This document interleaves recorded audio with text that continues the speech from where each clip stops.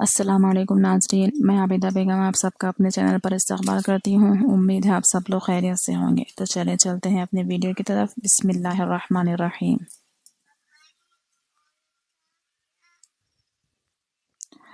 دیکھیے تختی نمبر 16، لفظ اللہ کا قاعدہ۔ لفظ اللہ کے نام سے پہلے زبر یا پیش ہو تو لفظ اللہ کے نام کو پر پڑھیں گے، اور اگر زیر ہو تو لفظ اللہ کے نام کو باریک پڑھیں گے۔ لفظ اللہ کے نام کے علاوہ ہر نام باریک پڑھا جائے گا۔ دیکھیں اللہ، یہ جو حرف ہے اللہ ایک ورڈ ہے، یہ اللہ جب اس سے پہلے زبر یا پیش ہوگا تو یہ لام کو ہم پر پڑھیں گے، اور اگر زیر ہوگا تو اس کو ہم باریک پڑھیں گے۔ صرف لفظ اللہ کے لیے یہ قاعدہ ہے، بس اس کا استعمال اسی اللہ والے لفظ کے لیے ہوگا۔ باقی ہم کہیں بھی نام پڑھیں گے، خالی نام، اس وقت ہم اس کو باریک ہی پڑھیں گے، چاہے زبر ہو، زیر ہو، پیش ہو، تینوں صورتوں میں نام باریک ہی پڑھا جائے گا۔ لیکن جب لفظ اللہ آئے گا تو اس وقت لفظ اللہ سے پہلے زبر یا پیش ہو تو لام کو پر پڑھیں گے، زیر ہوگا تو ہم اس کو باریک پڑھیں گے۔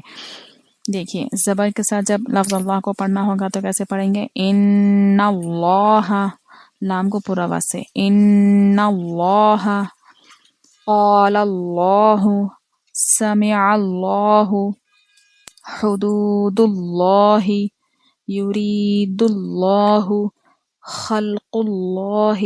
دیکھیے خا کی آواز اچھے سے نکالیں اور قاف کی آواز کو حلق سے اچھے سے نکالیں۔